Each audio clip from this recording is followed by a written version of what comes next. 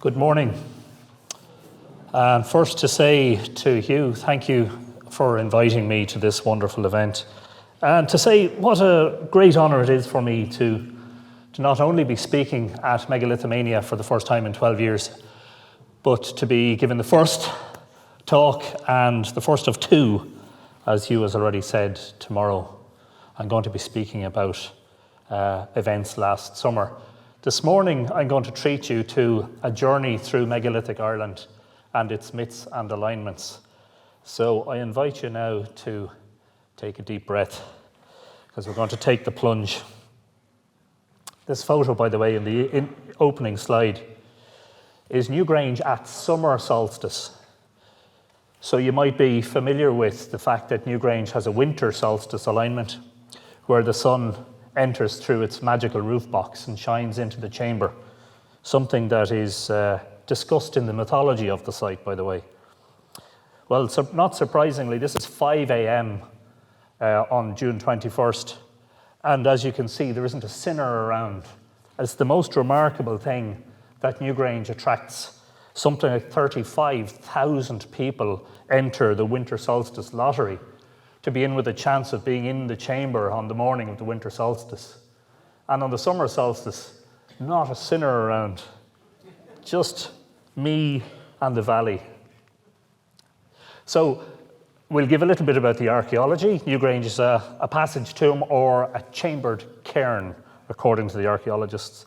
Notwithstanding that, in my book, Newgrange, Monument to Immortality, I discuss the fact that archaeologists agree that the terminology does not describe all of the functions of the monument.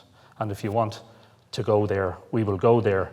And I'll be very glad to bring you on that journey today. Now, Newgrange is neither new nor is it a grange. This is a 12th century name given to it by the Cistercians who established Mellifont Abbey in the 1140s. And they were granted all of the lands in the area right down to the Boyne and beyond. And they established granges or farms and have left the name of several of those in the landscape around the area, one being Newgrange, across the river where the sun rises on winter solstice, Loughcrew, and we have a little grange, and we have a sheep grange, all within a small area. And they are Cistercian names. The ancient name of Newgrange is Sheed and Broga. And I have begun a personal campaign to give it back its old name, because I believe the name Newgrange doesn't serve it very well. As I said, it's neither new nor is it a grange. And changing its name has disempowered it. Here's a picture, a self-portrait, and like all good self-portraits, the camera is at a distance and my face is in the dark. Thank God for that. So this neatly sums up my own exploration of the monuments, which began in earnest 20 years ago, in January of 1999, when I hooked up with Richard Moore, the artist, and we began researching for Island of the Setting Sun. But in truth, I've been in love with the stars for my whole life, since I was a youngster, and since I first saw Orion and the plough, fell in love with the stars. Head in the sky, but feet on the sacred terra firma of Brúnaboinne, the old Irish name for the monuments. And so that's actually Venus, the evening star. And there's mythology at Newgrange suggesting that the morning star shines in to Newgrange once every 8 years. This myth was recorded by Joseph Campbell in the 1950s, before the monument was restored and before the roof box could function again. The first time the roof box was able to function properly, see, in the intervening centuries, the cairn subsided, and so the light couldn't reach the chamber anymore. The first time that happened was in 1967.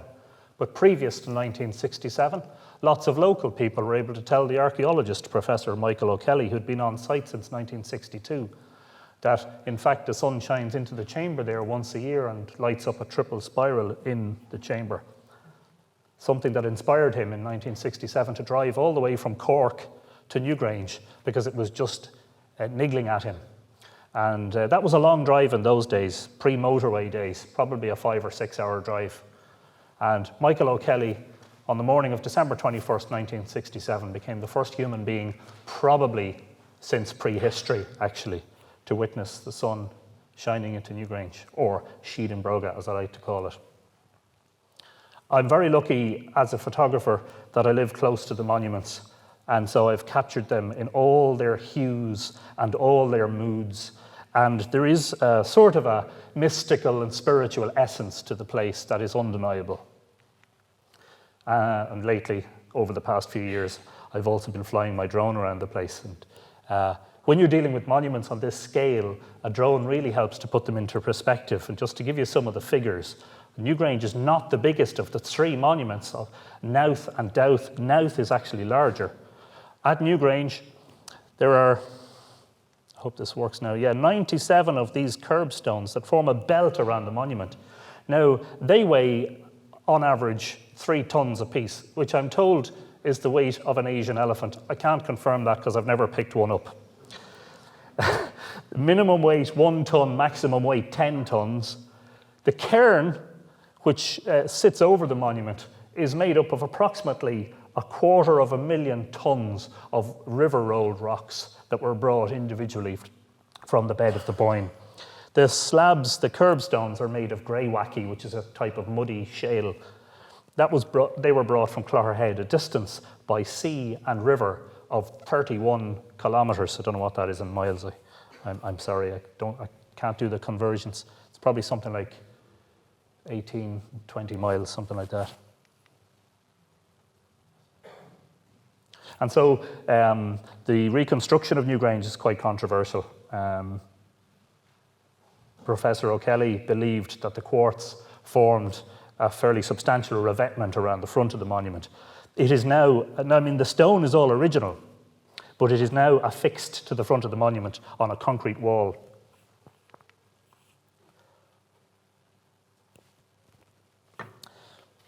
There are lots of other mounds in the vicinity and lots of sites, as we will discuss. This one is described as a small satellite mound, but in its own right, if it was found anywhere else, it would be quite substantial. It's actually 40 metres in diameter. It's called Mound B. And in the typical convention of antiquarian archaeology, letters were used. And this is terrible because something awful happened over the past couple of centuries. In the Dinshenachus, which is a collection of place name mythology about all of the eminent places of ancient Ireland, there is a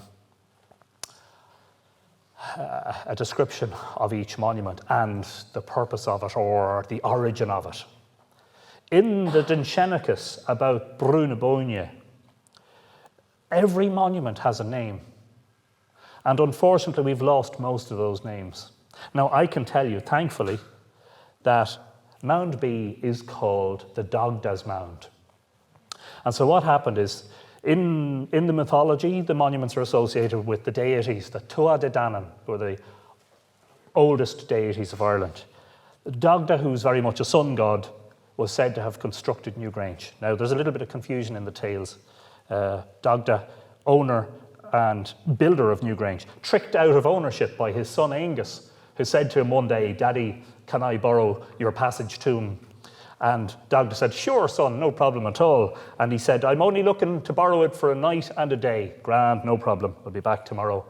Dogda returns on the morrow and says to his son, "Right, I'll have my she back now." And Angus says, quite cutely, "Dad, I hate to tell you this, but all of time is made of nights and days. Therefore, you have granted me Newgrange for eternity," and refused to leave. Apparently, I mean, if it was my son, I know what I'd tell him. I'd say, "Sling your hook, get out." But Dogda acquiesces. Angus gets to keep Newgrange, and Dogda retires to Mound B, his separate mound, which unusually is located on the floodplain. And so you can see here in the mist, you can imagine when this is the River Boyne in the foreground. When the Boyne is in flood, that becomes an island, and it's quite remarkable. Archaeologists believe it's a passage tomb, but it's never been excavated, like most of the monuments at Brunabónia. So Angus takes over.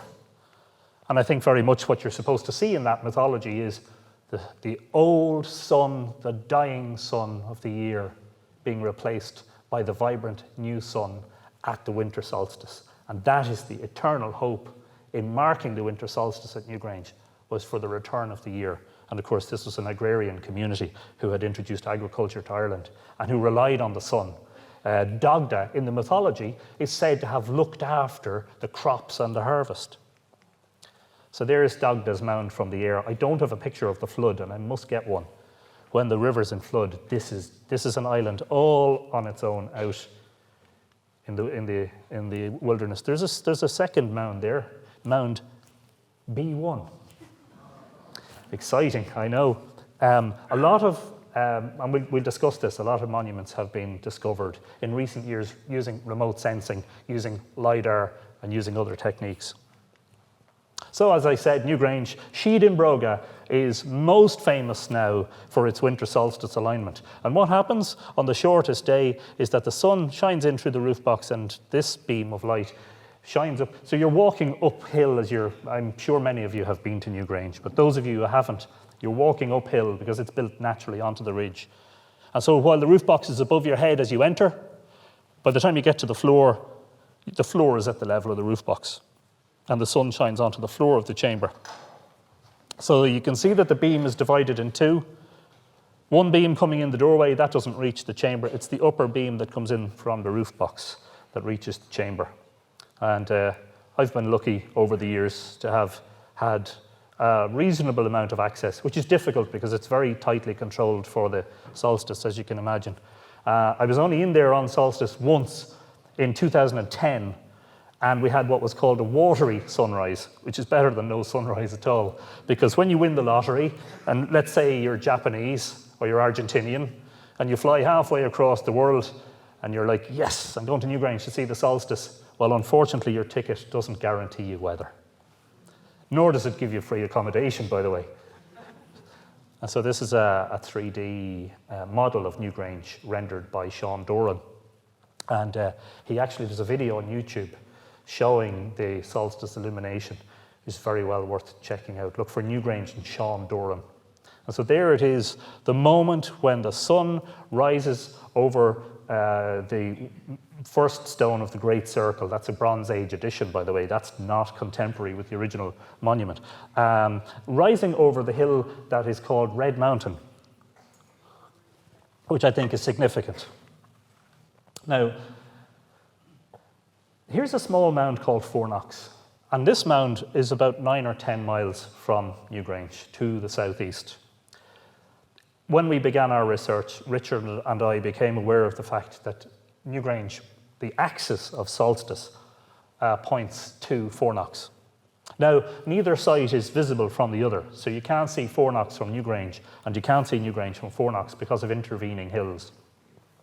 This is a very unusual site. It's so small, and yet on the inside, it's like the TARDIS, you know? This is Doctor Who, megalithic style. On the outside, it looks tiny. On the inside, the chamber is actually twice the floor area of the chamber of Newgrange. But what it didn't have was a stone roof, like the corbelled roof at Newgrange. And there's a plan of Fourknocks, and as you can see, it's got the cruciform plan, but it's overlaid by this sort of egg-shaped chamber, allowing for a very sort of large area. And take note of where north is. Fourknocks points to about 14 degrees east of north. Now that's significant because that means no sun and no moon can shine directly in there. And there is a photo of me, self-portrait, again with my back to the camera, the best way to do self-portraiture, in the chamber, giving you an idea of what it looks like in there. The roof is a modern addition. Fourknocks was excavated in the 1950s by P.J. Hartnett, and this was a very sensible addition. I know it's concrete and it's ugly, but it protects the megalithic art, which is the most important thing. So here we are looking along the winter solstice axis from Sheed Broga towards Fourknocks, a distance, as I said, of 9 miles. This is Google Earth. So, as you can see, the east coast of Ireland is becoming very populated. Here's my hometown of Drogheda. Actually, here's a good one. I live just there. See that, where that dot is? And the convenience of that is, I bought my house in 1998. I didn't realize at that time that it was the closest house to Newgrange in Drogheda. There's nobody living closer to Newgrange. As the crow flies, it's exactly 4 miles. So here's a picture from the rear recess of Fourknocks looking out through the doorway. So what are we looking at? Well, if you look out through the doorway in the distance, there's a hill there called Mullateelan, and there's a barrow. Well, I'm not sure. It's a very large barrow, but it's looking basically at a hill with an ancient site on it, possibly a Bronze Age site, and who knows, maybe there's stuff that's even older there. Without excavation, we won't know. Fascinatingly, when you continue that alignment, the view of that alignment, you're looking down across the estuary of the Boyne River to the Baltray Standing Stones. Now, the Baltray Standing Stones are significant because there in December of 1999, myself and Richard Moore discovered that the larger of the 2 standing stones at Baltray has an edge that if you look along its long axis out to sea towards the island of Rockabill, you're looking at winter solstice sunrise.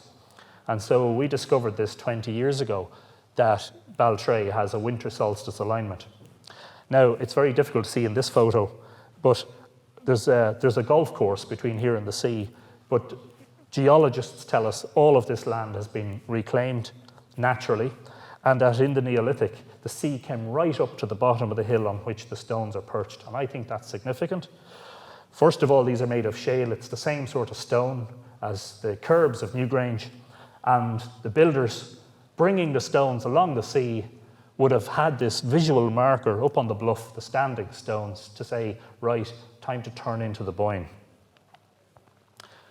So what are we looking at when we're looking through the entrance of Fourknocks? Well, as I said, we're clearly not looking at any sunrises or any moonrises. Thanks to modern astronomy software, and back in 1999 and so on, we were using a program called Sky Globe, and there's lots and lots of other programs that allow you to retrace the footsteps of time, because many of you will know, and those of you who don't, I'll give a very brief explanation about precession of the equinoxes. Precession of the equinoxes, first identified by Hipparchus in 127 BC, is a very, very slow wobble of the Earth's axis. And so what the effect of that, well, there are 2 principal effects of it. The first is that the pole of the sky is slowly moving. So over a period of 26,000 years, the pole star changes. In the Neolithic, it was Thuban Alpha Draconis. In, I think, 16,000 years' time, it will be Alpha Lyris Vega. In the Neolithic, we are looking at a very small area of the sky where stars that have been briefly extinguished, setting due north, become visible again. Why would this be important? Well, I think it's important in relation to the constellation Cygnus. Throughout almost the entire cycle of precession of the equinoxes, Cygnus, the swan constellation, I'm not sure what it would have been called in prehistoric Ireland, is circumpolar, i.e. it never sets below the horizon, except for in this brief couple of centuries around the time Newgrange and Fourknocks are built, when it appears that the bright star Deneb, the tail of the swan, disappears at due north momentarily and comes back again. And remarkably, what happens when it comes back again, and this may not be too obvious in this, and I hope it's obvious enough, this is something that does not happen today, but happened back then. Look at what the Milky Way is doing. The Milky Way is an entire ring of light on the horizon. At the moment, Deneb is visible in the chamber of Fourknocks. The Milky Way is a ring of light from around the entire horizon. We don't see that today. Precession has changed so that we only see a half, 2/3 of the Milky Way now. But back then, and remember, these are times when we didn't have the atmospheric pollution and the artificial light pollution of today, when this effect would have been much more pronounced, being able to see this ring of light all around. And so Cygnus is a distinctly cruciform constellation. It is cross-shaped. Another significance is it's one of those few constellations that is almost entirely embedded in the Milky Way. And one gets the impression, looking at the sky, of a swan coming into land on the river. And if you've ever seen swans landing and taking off, you'll know that they're very like aircraft in that they need a long takeoff run and a long landing run. They don't just plonk themselves into the water. And why might that be significant? Well, that's significant in my view because Newgrange is cross-shaped, it's cruciform, perhaps reflecting the shape of Cygnus. This is a plan of the light beam as it enters. The mythology of Newgrange is significant as well in this regard. There's, again, from the modelling of Sean Doran, showing the path of the light beam. You can't actually see the chamber on the left of it because it's in darkness.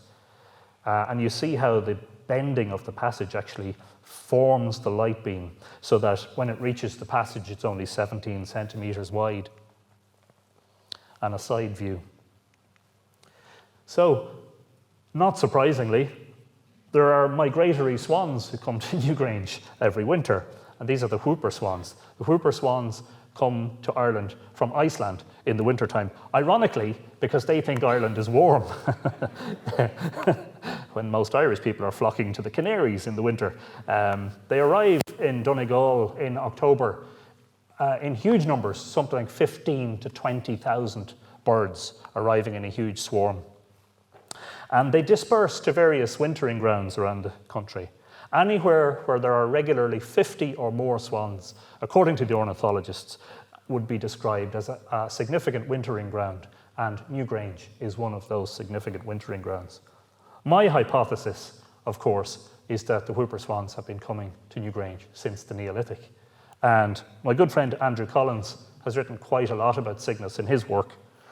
And I would tend to agree with some of Andrew's contentions, particularly around the idea of the swan, first of all, as psychopomp, otherworld guide, and the idea beautifully captured in the Cygnus mystery, that the swans were perhaps seen as carrying the souls of the dead off to the north, to these undying lands. And the undying lands, the land of the ever-living ones, there are lots and lots of other worlds in the Irish tradition, one of which is Tír na Meo, the land of the living, or the land of the ever-living. What better description is there for the circumpolar sky than the undying stars or the land of the ever-living ones? And so the Milky Way is important too. There are lots and lots of Irish words and phrases and myths about the Milky Way. Principal among those is Bealach na Bo Finna, the way of the white cow. And not surprisingly, we find that the Boyne River, which wraps itself around the monuments, is Abhainn Bo Finna, the river of the white cow. And of course, Boyne is the goddess who gives rise to the river. The river is created when Boyne approaches the well of Segish, Nectan's well, illegally, because it's a male-dominated domain, against the wishes of her husband and his male entourage. She not only approaches it, but she walks around it thrice with her shins, anti-sunwise, completely against the natural order of things, and it bursts forth into a fountain and a geyser. And as it washes down, creating the new channel for the Boyne, it is carrying Boyne, dismembering her. She loses an eye, and she loses an arm, and she loses a leg, and eventually it carries her out to sea where she's drowned. And we see at Newgrange the aforementioned milky quartz. So in 1960, there was a local folklore recorded in a calendar, printed calendar, that said several things about Newgrange that were poo-pooed by certain archaeologists. One was that the sun shone in there once a year. One was that the place was once covered in white quartz. And of course, in 1960, none of that quartz was visible because it would only later transpire during the excavations that there had been a significant cairn collapse. I'll show you that in the next slide. So all of the material on the front of Newgrange collapsed out over the edge of the curbstones. There was a tumbling down of all the stone. And guess what? All the quartz was buried at the very bottom of the cairn, where it couldn't be seen. It's also Newgrange, Sheedin Broga, Yonder Brew, of the checkered lights, brilliant to approach. It's described in the mythology as if it is white-topped, actually, is another description, the white-topped brew. It's there in the myth. The collapse, we're told, happened within 5 centuries of the construction of the monument. Now, that tells me one of two things. Either the engineering skills weren't all that great, and there was a collapse, or, in my opinion, more likely, there was an intentional closing of Newgrange. And the reason I say that is there are examples of other passage tombs where such an intentional closing happened. So at Fourknocks, for instance, when the archaeologists first came to Fourknocks, the passage was actually full of soil all the way to the roof. And when he excavated down through the layers, he found layers and layers and layers of burials. The community had slowly buried their dead in the passageway until it was full, and then, I presume, no more. The place is closed.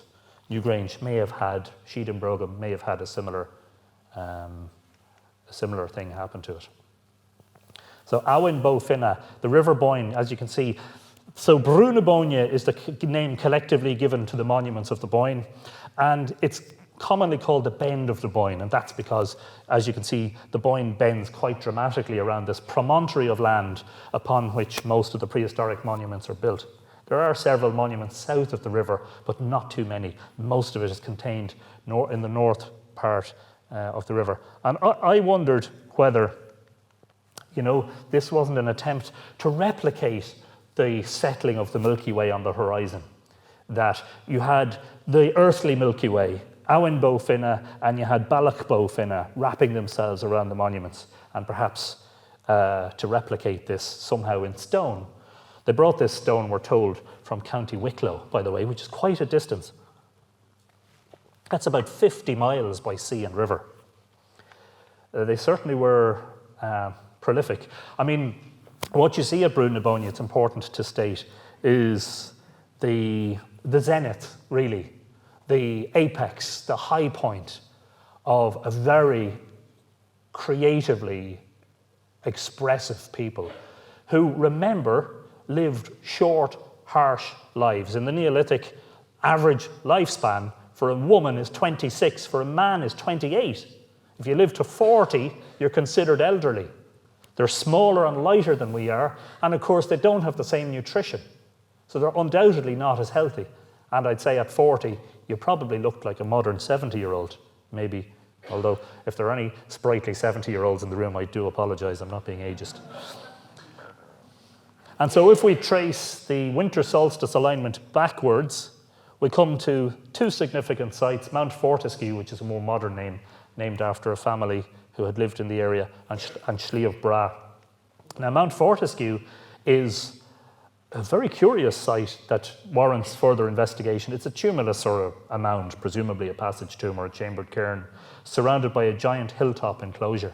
And according to the National Monuments record, that is possibly a hill fort. Now, if that's a hill fort, that would probably make it Iron Age, but it's, of course, the older one that we're interested in, seeing as how the alignment passes through there. And there's Sliabh Bra. Now, it might not be immediately obvious, but there are something like 25 barrows in there. Now, you can see several of them. They're fair, some of them are very obvious, and the rest of them are hidden in the vegetation. Sliabh Bra is a very significant Bronze Age site. And so, back to Sheedinbrogham and its great entrance stone. This is the roof box that, as I say, was blocked up until the 1960s. The only record of Newgrange being possibly open, or the monuments of the Boyne being open, was in the 9th century, when the annals say that the Vikings plundered the great monuments. But we're not sure whether they plundered Newgrange, because it's not named. It's called Achu Aldi in the annals, which some scholars have suggested isn't Newgrange at all. So they may have got into Knowth and Dowth, which have souterrains in them, interestingly. Souterrains are medieval structures which were built with two purposes in mind. One, to store your grain, keep your food cool underground, and two, to hide from the Vikings, who were nasty, to say the very least. And so other significant astronomy connected with Sheedinbrogham. The aforementioned Venus alignment, once in every 8 years, indeed, the morning star, before the sky gets bright, rises over Red Mountain in the same position as winter solstice sun. And a couple of hours later, on the same morning, winter solstice sun shines in there, as suggested in the folklore. Oh yeah, the other one is Sirius, the dog star, the brightest star of them all. At the time Newgrange was built, by coincidence, Sirius had the same declination as winter solstice sun, meaning that an observer, prostrate, you have to be on the ground to see it, in the chamber of Sheedenbroga, is able to see Sirius every night transiting the roof box.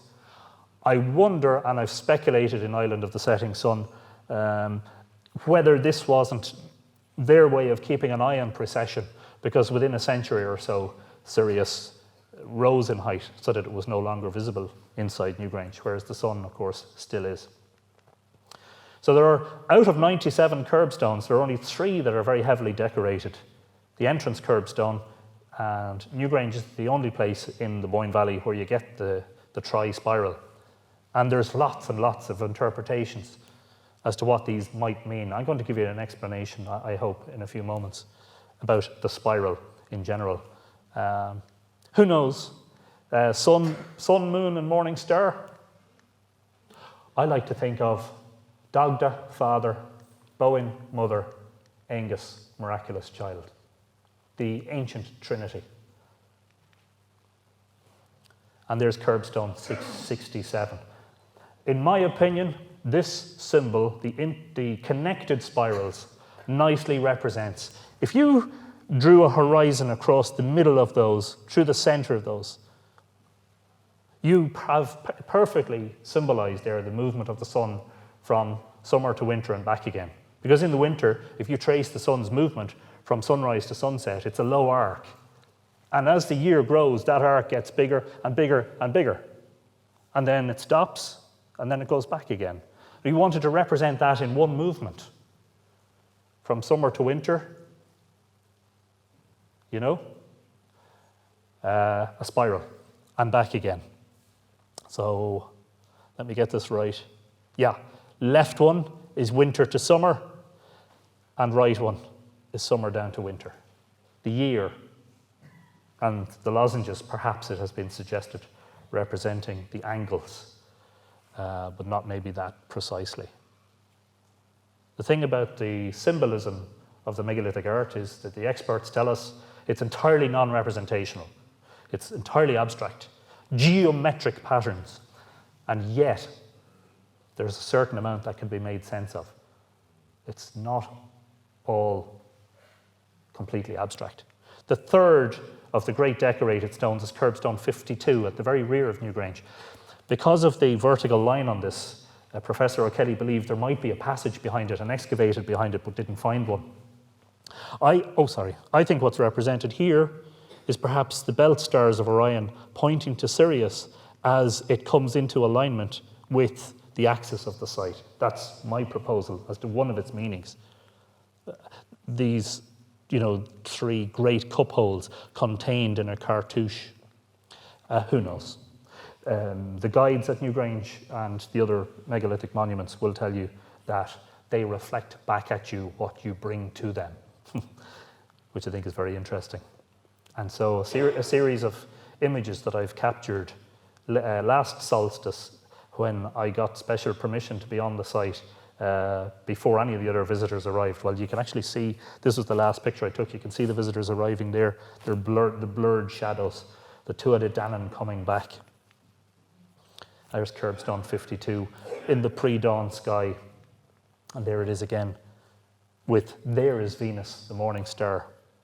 And so, as I say, only once in 8 years does Venus shine into the chamber of Newgrange. And curbstone 67, the one that I was talking about, the solstice to solstice connected spirals. And so this is unexcavated cairn slip. Portions of Newgrange remain unexcavated. So if you can imagine, if you came to the site pre-20th century, if you came to the site, you would just see a large mound spilling out as far as these stones. You wouldn't have any clue that there was 97 curbstones there, nor would you have any clue that there was a layer of white quartz under the bottom, and there's 67 again. The concrete shelf is a modern addition, obviously. That keeps it protected from the rain, which is good because the megalithic art. One of the things about grey-wacky sandstone in general is it's easy to carve, but unfortunately it's easy to wear and it gets eroded. And so there are lots and lots of monuments in the Boyne. This U-shaped cursus is just one of many, many different types of monuments. There's Sheedinbroga in the evening sunlight.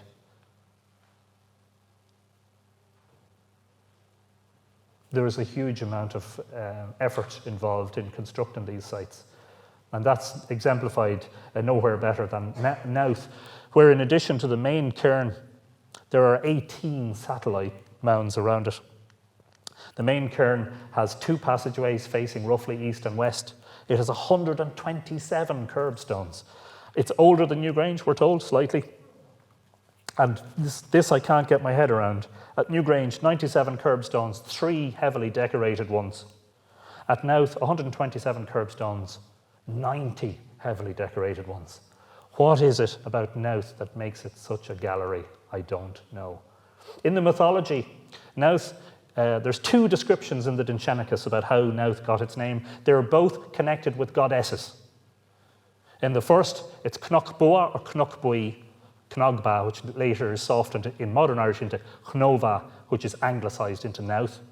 Knockbua, the hill of Bua, over Bua was this mound built. And Bua, we're told by the experts, is another name for the very famous Neolithic goddess, the Cailleach. Cno Gubba is a very interesting and bizarre ritual in which Angus is in love with the goddess Englec, who's a daughter of Elkmar. And we'll hear a lot about Elkmar tomorrow in my talk about Dronehenge. Angus goes off to play sports with the lads, and when he comes back, she's gone. She's been kidnapped, taken away by Midger. And Angus performs this really bizarre ritual. He makes a circuit of Knowth, and then he casts what are called the Cno, the blood-red nuts of the forest, the hazelnuts, onto the ground and makes a lament around them. And one expert has described this as a metaphor for the placing of the remains of the ancestors into the chambers, which is what would have happened. And so the goddesses involved are Bui and Englec, and this is something that is forgotten in the modern discussion about Knowth. Less so about Newgrange. The traditions of Newgrange, the mythical traditions, were discussed by the archaeologist in his works. At modern Knowth, you hear very little about the mythology. And so, as you can see, a very complex archaeological site. There's the eastern passageway. Now, it may look like I'm in there, I'm not. I have the camera sticking through the gate. These sites are off bounds. Way down there, this passage is twice as long as the passage at Sheedinbroga. The stones lean in to such an extent that one has to crawl on one's belly to access the chamber, and it's quite a claustrophobic experience. So for health and safety reasons, it's closed off. They didn't do health and safety in the Neolithic, they just went in there. And so let's just very briefly look at some of the symbols carved into the stones. So the experts would call these opposed seas. I like to look at that, and I see the Egyptian sky goddess Nut is what I see. I see perhaps the Milky Way wrapping itself around the sky, and there's a demarcation and there's a reflection, and that is exemplified in the Boyne, where the Milky Way is seen to have a reflection in the Boyne River. So I looked at this one for a long time. I said, wow, it looks like a sunrise maybe. And then it struck me that this is likely a depiction. If you've ever taken a long exposure of the sky or seen one, when you point your camera at the pole of the sky and take an hour-long or 2-hour-long exposure, this is what you see. You see the circumpolar stars, which are the ones closest to the pole, and then the ones further out rise and set. This may be a depiction, maybe. It's only a possibility. We can only discuss possibilities. We can't talk to the artists, unfortunately. And one of the most beautiful stones at Knowth, curbstone number 5, containing a depiction, according to some experts, perhaps of the phases of an eclipse of the sun, with the moon on either side of it as it's before and after transiting the sun. The spiral, again, that very ubiquitous symbol at Brunabonia, not present except for one example at Fourknocks, and I think that's because the sun doesn't shine into Fourknocks. And probably the greatest stone of them all at Knowth, the one dubbed by Martin Brennan in the 1980s in his book, The Stars and the Stones, now available as The Stones of Time, the calendar stone. And so, very briefly, there's a serpent or a waved line running along the middle of this stone. Below it are some inverted C's, I call them crescents. Above it are circles, and then we have the spiral symbol. And Brennan's suggestion, and I think this is remarkable, there are 22 crescents and there are 7 rounds. 22 plus 7 is 29, which is the approximate number of days in the synodic period of the moon. And so in the prehistoric mindset, trying to reconcile the lunar and the solar years was a significant part of calendrical study, because the moon was intransigent. It was, reluctant to follow the sun. So you count 12 synodics, full moons, full moon back to full moon. You count 12 full moons and you get to 354 days, which is 11 days short of a solar year. Damn it. Which means that the next year you're at 24 and you're 22 days short. And so by the time you get to the next year, instead of counting 36, you have to add an extra one, you have to count 37, and then you're slightly over the year. And so all the time you're counting lunar periods, and it's not fitting with the solar year until you get to 19, and everything synchronizes. 235 synodic periods of the moon, 254 sidereal periods is exactly equal to 19 solar years. The sidereal being, if the moon's under the Pleiades tonight, the next time you see it under the Pleiades is 27 days. So if the full moon is under the Pleiades tonight, the next time you see the moon under the Pleiades will be 27 days, but the moon won't be full for another 2 days after that. And that's the head-wrecking aspect of, well, it's head-wrecking for modern scholars because they refuse to study it and they refuse to accept that prehistoric astronomers could have seen all this stuff. Of course, we believe that they did. Now, if you count the waved line, you get 31, and if you count it again, you get 62, which is the number of synodic lunar months in 5 solar years. Is this an attempt to study that lack of correlation between the sun and the moon? There are 3 of the crescents that are obscured by the spiral. What does that mean? Well, there are 3 days of the moon where it's invisible, the dark moon, because the moon is in the same part of the sky as the sun. It is the backside of the moon that's being illuminated, the opposite side. We only see the dark side, and it fades into the blue, and we can't see it. 3 days when the moon is invisible. Perhaps it is coincidental, but there are 127 curbstones at Knowth. If you were to go around and count them again, you would get 254, which is exactly the number of sidereal lunar months in a 19-year Metonic cycle. And a view of the sunset at Samhain from the top of Knowth. Thankfully, you can go up there. In the medieval period, Knowth was reinforced. A huge trench, which thankfully hasn't been reconstructed, was built in behind the curbstones. And a fortified house built on the top, because the Normans realised, hey guys, this is a great place. I mean, we've got a terrific view of the surrounding landscape. We can defend this thing. A lot of mounds in Ireland are described as being built by the Normans. They weren't built by the Normans. They were there already. They were just reinforced by the Normans. There's something similar about Roman roads, I think, is there? They weren't really built by the Romans. They were there already. Anyway, the third and most forlorn of the 3 not involved in the tour buses and controlled by the visitor centre is Dowth, which has a giant crater on the top of it because of a disastrous treasure hunting excavation there in the 1840s. And it's still got its great sycamore tree growing out of it. I think this is lovely and it's romantic, and it is, don't get me wrong, but at Newgrange there were trees growing until the archaeologist arrived in the 60s and he chopped them all down, and people are like, oh, we love the way it used to look. What they don't realise is, first of all, those trees were planted by the then landowner, Charles Campbell, who arrived there in 1699 after the Battle of the Boyne. He was a Scottish Protestant, right? He was not local to the area. He planted the trees on Newgrange, and what people don't realise is that the tree roots were actually getting down into the cairn and cracking the stones in the chamber. So it looks romantic, but it's not necessarily healthy for the monument. And probably the most famous of the curbstones of Dowth is the Stone of the Seven Suns, again described by Martin Brennan. And this is pictured on the morning of winter solstice when the sun, just after rising, appears to light them up spectacularly. Here's another depiction of it. 1, 2, 3, 4, 5 in a row, one here and one down here. It has been suggested again that this may be a depiction of a solar eclipse, which is interesting because the mythology of Dowth is about eclipses. A sudden darkness that happens when the king, who has commanded all the men of Ireland to build him a cairn from which he can pass to heaven, which is interesting because that is the mythology of the monuments. They are otherworld mounds. She is the old Irish word for these monuments. S-I-F-O-D, in modern Irish pronounced the same as you would say she, S-H-E. That word does not have an adequate translation into English. They're regularly called fairy mounds or otherworld mounds. Otherworld mound is the most apt translation. Access to other worlds, the place where the dead were placed in order that they could be reborn into another life. The place where the deities lived after the Milesians came to take Ireland from the Tuatha De Danann. The De Danann said, we'll agree. You guys can have the surface land. We're going into the She.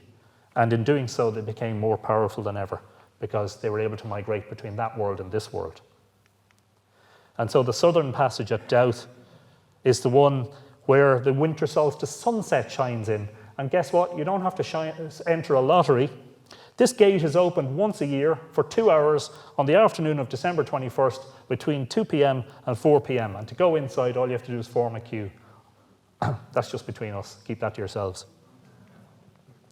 And that was the eclipse, the total eclipse in January just gone. And I like eclipses, and I like eclipses over the Boyne because I think the builders were greatly inspired by these things. And on to the hills of Loughcrew, Slieve-na-Callia, the hills of the Cailleach, the old goddess who was said to have formed all the cairns on the hilltops by jumping from hill to hill, carrying her apron full of stones, dropping stones as she jumped from hill to hill. This is a creation myth, undoubtedly a very ancient one. There's a site in Wales, I am going to butcher the pronunciation of this. Somebody please help me. Barclodiad y Gawres, I don't know if that's how you... Thank you. Well, that place apparently means giantess apronful, which I believe is the same story. The story of a giant goddess jumping from hill to hill with her apron full of stones. So there is one of the hills is called Carrig Brack, which means the speckled hill, and another name for it is Slieve Rua. And I think I've unearthed the reason it's called Slieve Rua, because from Slieve-na-Callia at Samhain, at the beginning of winter, the sun sets over the peak of Slieve Rua. And conversely, from Cairn-El, as we'll discuss in a moment, the sun rises over Slieve Rua at the same time of year. So sunset from one angle, sunrise from the other. Cairn-T, sorry, antiquarian lettering systems again. The only cairn at Loughcrew for which we definitely have a name, this was called the Hag's Cairn, and indeed there's a stone there called the Hag's Chair, which is a very unusual curbstone. Unfortunately, this gate is now permanently locked because there has been some subsidence at the cairn and it has been closed off, previously accessible by getting the key, and magically, twice a year at the time of the equinoxes, the sun shines in onto a stone at the rear of the chamber, upon which there appear to be inscribed what could be considered to be solar emblems. A really beautiful thing to go and see. This is the aforementioned Cairn-El, which is on Carn-Bawn. The white cairns, that means, by the way, because again, they were once topped with white quartz. All that white quartz was taken off during the 20th century by locals to be used as gravestones. Imagine that. We've been bringing white stones to grave sites since the Neolithic. It's incredible. I don't know why they would desecrate a Neolithic site in order to decorate a modern grave, but anyway. At the beginning of winter, the sun has been shining in here through October, initially on the left hand, and then in mid-October into the end recess. And just as we get to Samhain, the sun shines onto this limestone pillar, which is a very unique feature of Irish chambered cairns. And then it gets cut off. Winter has begun. The next time you see the sun shining in there is the first day of spring at Imbolc. And there is the aforementioned Slieve Rua with the Samhain sunrise from Cairn-El. I think that's perhaps why it's called Slieve Rua, Red Mountain. Same idea as the hill at Newgrange, where this winter sun rises over. Cairn S at Loughcrew has a passage that is aligned towards the sunsets at Bealtaine and at Lunasa, or Beltane, as some of you might call it. At Bealtaine and Lunasa, bracketing the summer period when the sun has started its slowdown towards the summer solstice, when it will stand still and come back again, and bracketing that period of the year when all of the growth happens, and of course when you're looking to harvest the fruits of that growth. And that's the same site, Cairns, with some very faded megalithic art, and that's what happens when megalithic art is exposed to the elements. It gets washed away slowly by the rain, and of course the frost has an effect. Cairn U at Loughcrew has an alignment towards the sunrises at the time of year at Samhain and Imbolc, so bracketing the winter period when the sun is on its slow run into the winter solstice and it comes back again for spring. And really interestingly, just here, when you look out the passageway, that's the Hill of Tara. And the Hill of Tara, of course, is associated with kings, supposed to be the place where the high kings of Ireland reigned. Lots of prehistoric monuments there, the oldest being Doan and Neil, the Mound of the Hostages, a small Neolithic passage tomb with an alignment similarly towards Samhain and Imbolc sunrises. These on furrow the king's seat or the royal seat, and Chuck Cormac, Cormac's house, Cormac being one of the most famous kings of Tara.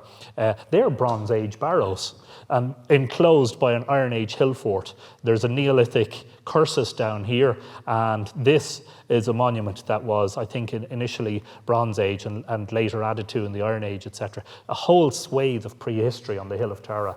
But anyway, Doan and Neil, as I say, the Mound of the Hostages, nothing to do with hostages at all, has a very short passageway. This is an OPW photograph, with one stone that has decoration on it. On the mornings at the beginning of winter and the beginning of spring, the sun shines in there. So if you go to the top of the Mound of the Hostages, here's a picture I took earlier, and you look at the sunsets, in the opposite direction to Samhain and Imbolc, you're looking at the beginning of winter and the beginning of spring, you're looking at the beginning of summer and the beginning of autumn, Bealtaine and Lunasa.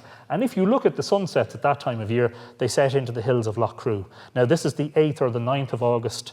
So I think on the date of Lunasa, the sun is setting directly over the Hag's Cairn at Slieve in Loughcrew.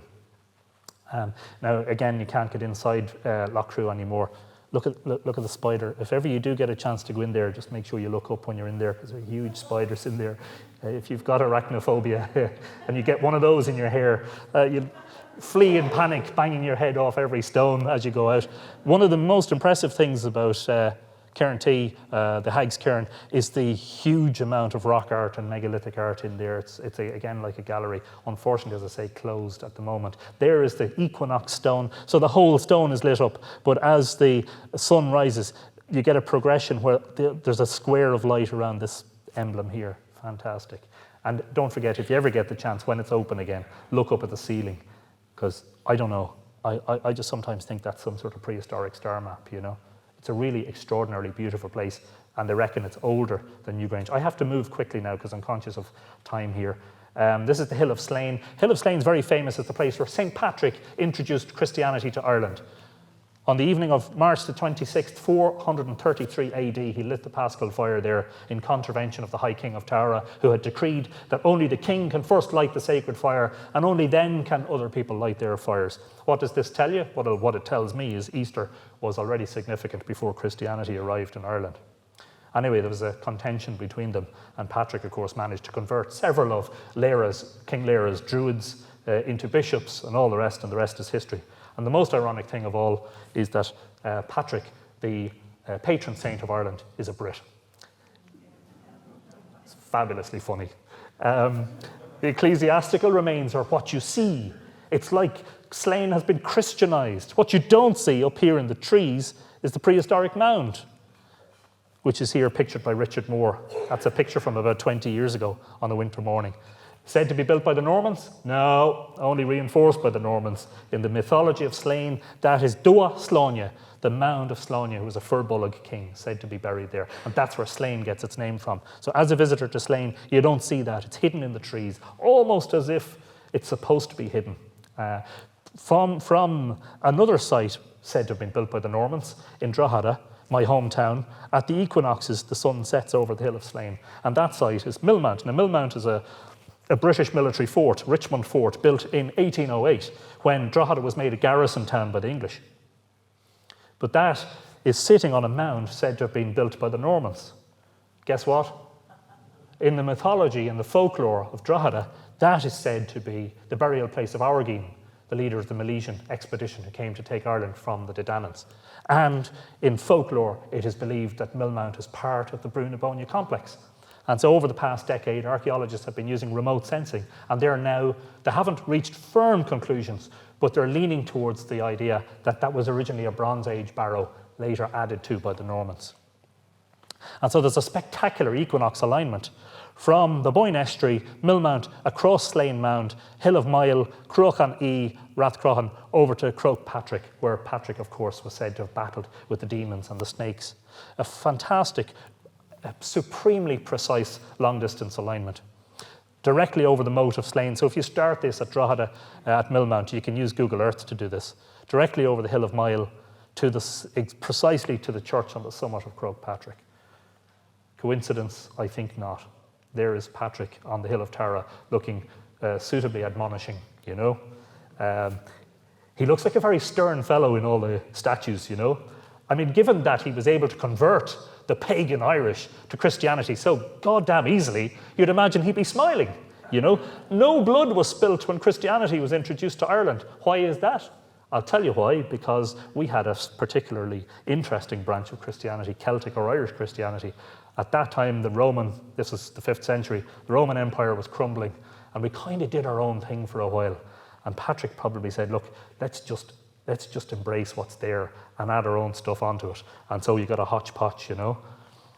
And finally, I think this is finally, we're finishing at Isle na Mirren, which is the stone of divisions at Uisneach, the sacred centre of Ireland, the hill of Uisneach.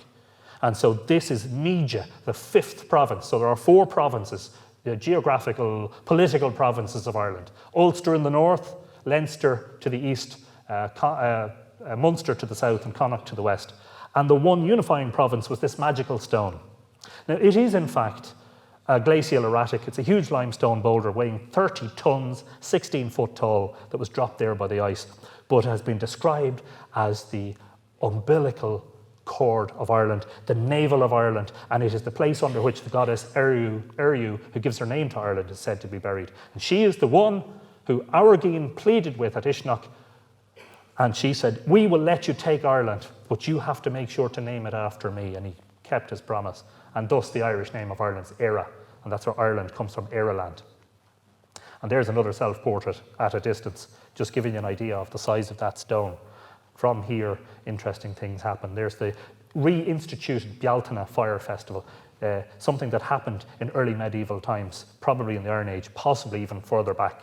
And don't forget, the Bealtaine fires, Idir na Gá Chine, between the 2 fires, you drove your cattle to purify them. And from the Neolithic until the Vikings, cattle was pretty much the unit of currency in Ireland. The Vikings turned Ireland from a cattle-based economy into a grain-based economy. And so the Fire Festival, I was up there recently, is a beautiful modern reinvigoration of something very ancient. Several significant alignments are said to radiate from this stone at Uisneach.